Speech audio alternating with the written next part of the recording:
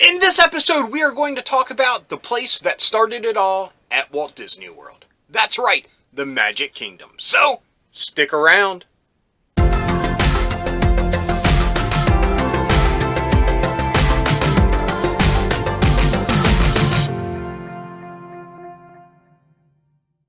Hello friends, and welcome to my side of the laundry room. My name's Rob, and in this week we continue our Disney World Week celebration here at the channel. My family and I just got back from Walt Disney World, and I love this opportunity to talk to all of you about our trip because it helps me to cement those memories in my mind. And it's just fun to talk about. So anyway, the last episode we talked about the resort that we stayed at, which was Fort Wilderness. We stayed in the cabins and had a pretty good time. If you'd like to, check out that episode. This time, we're going to talk about the first park that we went to, which was the Magic Kingdom. And to be honest, we always begin our park journey at the Magic Kingdom because I feel like there is no better way to jump feet first into the Disney magic and just bathe in its glory than going to the Magic Kingdom. I mean, it is the first park, it's the most magical park, and that magic is still there, even during the pandemic with some of the changes that are going on, and maybe one day they'll be reversed, but for the time being, it didn't really damper that magical experience that we had there.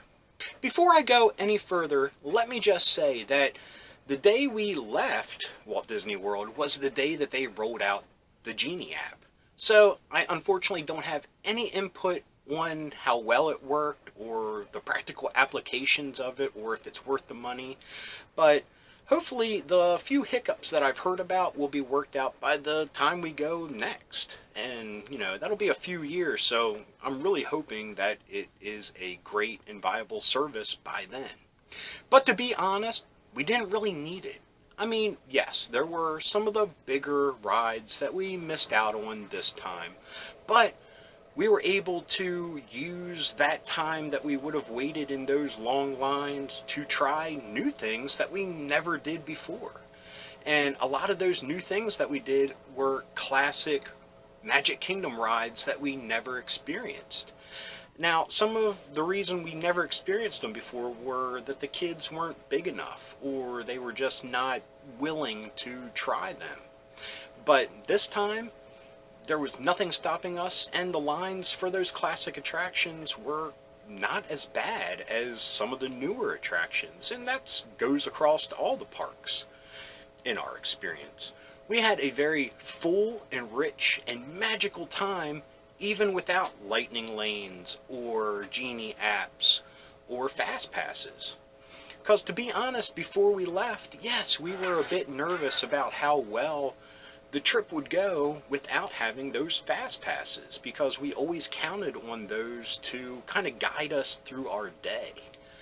I mean, when you set up the times for the fast passes and whatnot, that kind of guided us to how we moved through the park and where we would stop and eat and where we would rest and whatnot.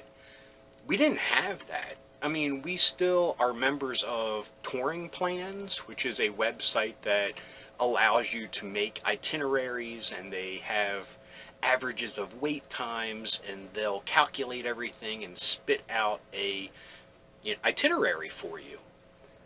We printed out every park's itinerary to how, we picked the top, 5 rides that we wanted to ride and went with that. To be honest, we didn't even look at the plans that I printed, and yeah, we did not skip a beat. We had a great time. Now, I'm not going to get into every little thing that we did. I'm just going to cover the high points because I kind of want to keep these episodes kind of small and compact. So, first thing, one of the new things that we did was Big Thunder Railroad. We've never done that before. I mean, granted, I think my son was too little to ride it up until this year, and it was awesome. I mean, that's one of those classic Disney attractions that's at Walt Disney World and Disneyland. So it just felt great to be in that historic ride, and it was so enjoyable. It's probably one of my top rides now. I loved it so much. We also did things like Tom Sawyer Island. I mean, little things like that. The Swiss Family Robinson Treehouse. I mean, just little walking tour places, and the kids loved it. It was also a great way to get out of the hustle and bustle for a few minutes, especially Tom Sawyer Island. And like I said, that's classic Walt Disney World. That's classic Magic Kingdom, and I'm so happy that we were able to experience that. And things like that didn't have any lines at all, because everyone is more concerned with like the Seven Dwarfs Mine Train and newer attractions like that, and Space Mountain and the thrill rides, and that's cool. But that wasn't really where our mind was at. I mean, we would glance and say like, oh, that's a 2-hour wait. Screw that. In 2 hours, we could do X, Y, and Z and have a great time. We were also able to do the Jungle Cruise, and to be honest, that was the longest line that we waited at while at the Magic Kingdom. And it was later in the day, it was hot, it was a kind of miserable wait, but that was because we did it later in the day. We kind of learned some tips for us personally as the trip went on, but yeah, and it was worth it. The changes that they made to the ride were great. I mean, I felt like it wasn't missing anything, and the additions that they made really made it a better experience. Like I said, there were never any moments where I was like, hey, that's gone or that's missing. I was just able to sit back and enjoy it, and it was awesome. It was really great. Now, like I mentioned with the touring plans, they told us to do the Seven Dwarfs train first. Unfortunately, as soon as we got into the park, because we'd heard some rumblings from other guests while we were at the resort, we hit the Emporium first because we wanted to get some of that 50th anniversary stuff before it was sold out, or before we just forgot to look and were stumbling out of the park later in the evening. Now, the time that we spent in the store, we kind of missed out on the opportunity to do Seven Dwarfs because the wait by that time was already 120 minutes. But that just allowed us to change direction, and we're like, hey, we're here at the Teacups, let's hop on them. Hey, we're here at Winnie the Pooh, let's get on that. Hey, let's walk on down to Haunted Mansion. I mean, we just did not miss a beat and just went with the flow and had a great time. I mean, in total, we did 14 different attractions, rides or shows, or like I said, the little walking things like Swiss Family Robinson or Tom Sawyer's Island. I mean, you couple those 14 attractions with stopping for a quick bite to eat for lunch, and then our dinner reservation at the Plaza, I mean, that's a full day right there. And let me talk about the Plaza real quick. The food was pretty good, but the thing that made it great was the view. We were there eating dinner while the fireworks show was going off, and right there is the castle. Sure, there's some things that were missing not being out in the thrall of people witnessing the fireworks and the show, but sitting inside in the air conditioning, eating a nice meal while watching it, superb, was really great. But the problem arose from the Plaza. Sorry to bring up any negatives, but to be honest with you all, the one problem that did arise was the Plaza doesn't have a bathroom of their own. They share one at the Tomorrowland, like public restrooms, the big ones. So, of course, in the middle of the firework presentation, my kids had to go. So I grabbed them, took them to the bathroom, which we fought through the crowds to get there. Fighting the crowds back to the restaurant, my daughter got separated. People were just kind of bullying their way through the crowd, and that kind of set me off because they were keeping me away from my daughter, and it felt very unsafe. I mean, security was there. It probably was a very safe interaction, but it did not feel that way, and that kind of put a damper on the evening. But I came around, things were okay, and unfortunately, after that, we left the park.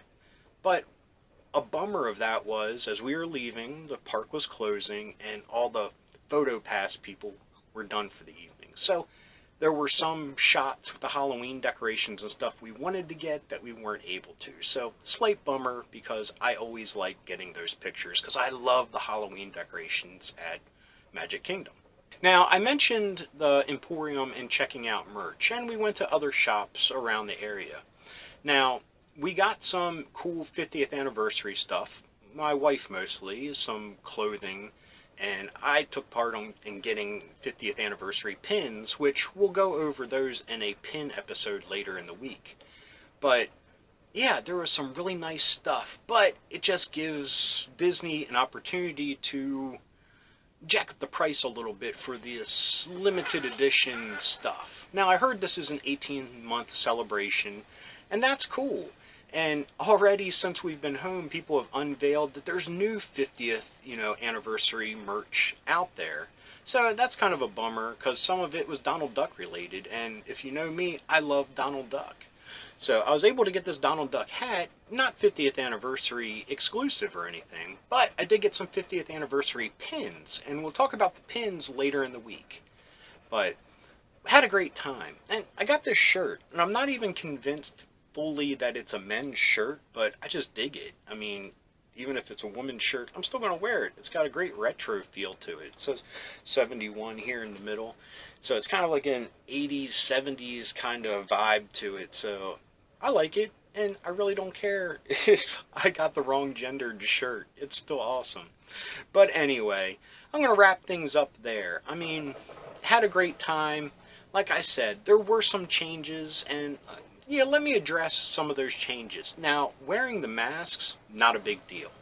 We actually, even in outside situations when we saw that there were a lot of people, we put our masks back up. Even though don't have to while outside. They only require them during any inside activity. But we just kept our druthers about us, if you will, and just tried to remain smart while in those big crowds. So that was one change. The other change was no characters. Seeing the characters and getting autographs, even at 45 years old, is still one of my highlights of every trip. So, yeah, it kind of was a very small percentage of a missing thing for me, but I quickly got over it. At some of the other parks we went to, they had character interactions that were really neat, and I'll talk about them when I talk about those parks, but me personally didn't witness any of those while at the Magic Kingdom. Oh, and another thing before I let you go.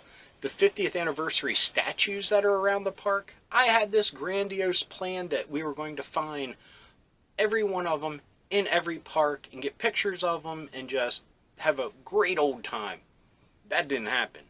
When you get wrapped up in the hustle and bustle, you see the ones that you can, you snap the pictures of the ones that you can, and you just keep rolling. I mean, if we had more of a open day or multiple days at the parks, it would have been probably a better opportunity to embark on that adventure. But we weren't able to, and that would have been something fun to do. And if they leave the statues up for a little while, maybe we can do that next time.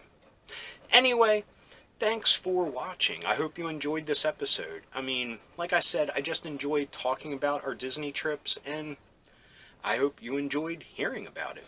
Anyway, if you did like this episode, please give me a thumbs up. If you got something to say, please leave a comment. I love reading them, and I love getting back to everybody. And if you're new around here and you enjoyed this, or any of the episodes that YouTube is recommending down here, please hit subscribe. And if you hit that little bell icon, you will be notified whenever there's a new episode. So anyway, thanks for watching. Keep being rad and stay dorky.